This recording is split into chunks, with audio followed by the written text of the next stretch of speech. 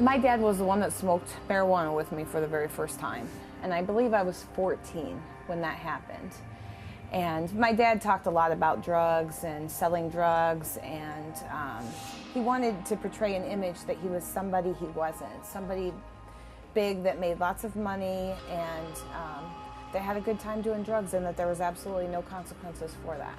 I believe that I was probably an alcoholic from the very first time I drank, and the reason I believe that, looking back today, was that I told my sister, let's drink the vodka because it will get us drunker faster. Normal kids who are 12 years old don't think like that. And I would say at the age of 16, I was skipping school. I had met a boyfriend that was actually my oldest son's dad. He was into a lot of heavy drugs, and so I had smoked crack for the first time at 16. I had gotten pregnant when I was 16, and I remember smoking crack a couple times after that. And so after Dylan was born, he was probably a month old, I had tried methamphetamines for the first time. Lonnie had done meth. He had tried meth, or he had been doing meth. I don't know for how long. He'd asked me if I wanted to do it, and I said, sure, I'll try anything. You know, I'll try anything. I'm up for any type of new experience. And so I thought, nothing bad will ever come of this. It made me feel like I was on top of the world. I could conquer anything. There was nothing that could ever stand in my way. And so I knew from that moment that methamphetamine was going to be my best friend. Before Lonnie and I split up, I had gotten pregnant again in 1993. And so I had had another baby. I was 18 years old, and I had 2 kids under the age of 2. And I decided that I had kept Dustin for 3 weeks, and I said, I just can't do it. My mother knew of a foster family that wanted to adopt a child. And so it was a very painful decision to make that decision. I felt more comfortable at least knowing that she knew them, and that I wasn't just giving them to some complete stranger who I didn't know.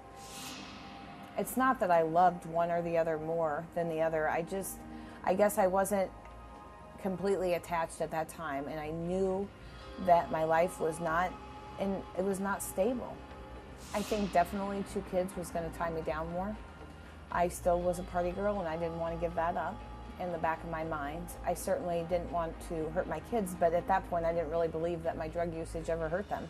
What that decision enabled me to do is that I had 1 child, and I had a perfect enabler, my mother, who watched my son. At 19, I began shooting up methamphetamines. And I knew from the very first time that I shot up methamphetamines that was my best friend. I don't know why I hadn't found the needle before then.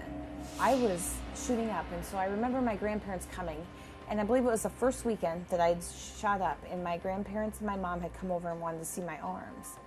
And so I knew at that point that I was kind of in hot water. And they counted 13 holes in my arms just in 1 weekend from shooting up. And but I didn't really think I had a problem. I wasn't convinced of that. I remember in July of 1994, I stayed up, I think, 21 days. I don't really remember much of that, but I know that we were trying to stay up as long as possible. I know that there was periods when I would sleep sometimes 2 and 3 days, and I don't even know if I ever even got up to go to the bathroom. Of course, I didn't drink. I was dehydrated, so I know I never drank water or I didn't eat. I weighed probably 95 pounds. My face was all sunk in. My eyes looked yellow. There was times that people thought maybe I had hepatitis because my skin looked yellow from doing so much meth. I guess, you know, the thing I was always fortunate about, and I don't know how I never ended up with AIDS or hepatitis or any kind of disease, but I never did. I didn't believe I was a drug addict at that point.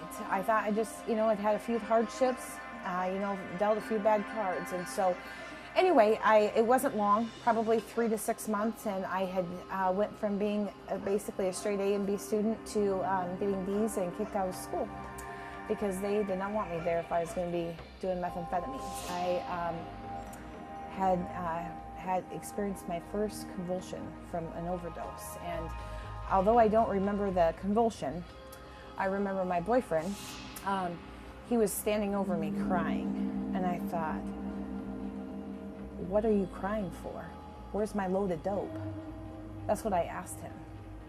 And so I didn't really care about anything except getting high. My mom had came, she was on her way over when I came to and took me to the emergency room. And in the meanwhile, at the emergency room, since I had probably not ate in a week or two, Eric had went down to McDonald's in the hospital to get me a Big Mac. And when you're in the hospital in the emergency room, they don't like you to eat until after they've done their blood work or all the testing because they're not sure what's going on. And the doctor took my Big Mac away and I attacked her because I was hungry. And I thought, why would you take food away from me? I thought she was being mean to me. And so not only did I have convulsions that day, but I went to jail for assault on her and a security guard. And so I had a good bondsman who was an ex-cop who came and got me out of jail. He was standing in the booking area before I even got there and already had all my paperwork. So there again, I had another great enabler and somebody who made me have this false sense of pride or a big ego that I had known this bondsman that was an ex-cop that was going to take care of me and make sure that I was never going to sit in jail more than an hour. And I never had any consequences. And it was never any big deal. I never thought it was the drugs. I thought it was the situations and the people and just at the wrong place at the wrong time. I thought the rules never really applied to me, ever. I never did illegal things unless I was doing drugs because I have no need to do anything illegal. I don't do anything illegal today because I'm not getting high. I started doing a little bit of heroin. I was still doing meth. Figured no big deal. And I got into the heroin really, really bad. Probably in that last 6 months to 8 months, I was probably doing about $1,000 a day worth of drugs between me and my boyfriend. I was horrifically addicted to drugs and alcohol, but I just couldn't see it when I was using. And I remember even my last days of shooting up heroin, especially when I get dope sick and I'd lay on my couch for days until I get more dope. I can remember thinking that maybe my only way out was suicide because I didn't think I could live with it or without it. I always like to say that I would have sold my soul to the devil himself if it would have got me a load of heroin. And I never thought that I would ever go to the lengths I went to get high, ever.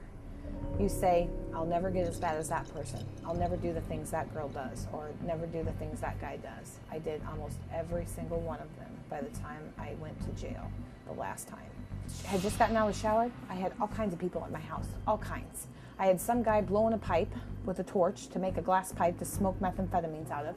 I had a guy coming over to buy some dope. He was there. I had my neighbor over who was smoking dope. I had my 1-year-old who, I had another kid. I had my 1-year-old, Darren, playing on the floor, and Dylan was over at my neighbor's house. The scat van, what we call it, it's a white van with tinted windows and a bunch of people in little black outfits that say police on the back. They all came running to my house. Everybody laid on the floor. I remember just being scared. I didn't really know what happened. At any point, they raided my house. I went to jail for possession with intent to deliver methamphetamines in the tax stamp. I believe that when I was in the hole, that was kind of when I got the moment of clarity. The hole is a place where basically a cell that's about the size of a bedroom that has a bed, usually a camera, a toilet, and a sink, and usually a place to write on, a little metal stool and a metal desk thing that sticks out from the wall. And people go there because they usually are not doing too well. I knew I needed to stay sober when I left prison, but I didn't have any idea how I was going to. I'd been doing drugs and drinking since I was 12 years old. So I really consider all of my adult life or teenage life, I'd been getting high and doing drugs. Whether I'd had some periods where I didn't use, really I had stopped growing emotionally at that point, and I didn't really have any idea how I was going to stay sober. I just knew I needed to. I remember getting the papers in the mail in October of 1998, and they had filed termination of my parental rights, which basically means that they were going to say that those were never my kids, or those were not going to be my kids any longer. I never got up one day and said, I wanted to get high and I really don't want to be around my kids. I never ever said that. I got up and got high because that was what I knew how to do. And at that point, it was because I was addicted, although I would never have thought that. I still thought I could control it. My actions would show that I chose drugs over my kids, and that's what my actions showed. I knew if I did drugs again, I was either going to die or I was going to spend the rest of my life in prison the next time, and I didn't want to do that. And so every year that I was sober, my life continued to get better. And I will celebrate 6 years tomorrow. And so I always reflect back on what was good this past year. You know, I might have bad days. I might get frustrated. I might have some days where I want to get high again. And if I told you that I never thought about getting high again, or never thought about getting drunk, I would be lying. But it's what I do about those thoughts that are different today than they were before. I don't drink today and I don't use drugs because I don't want to hurt people I love. I don't want to hurt somebody else that somebody loves. And if I use again, somebody's going to pay the price. Somebody will.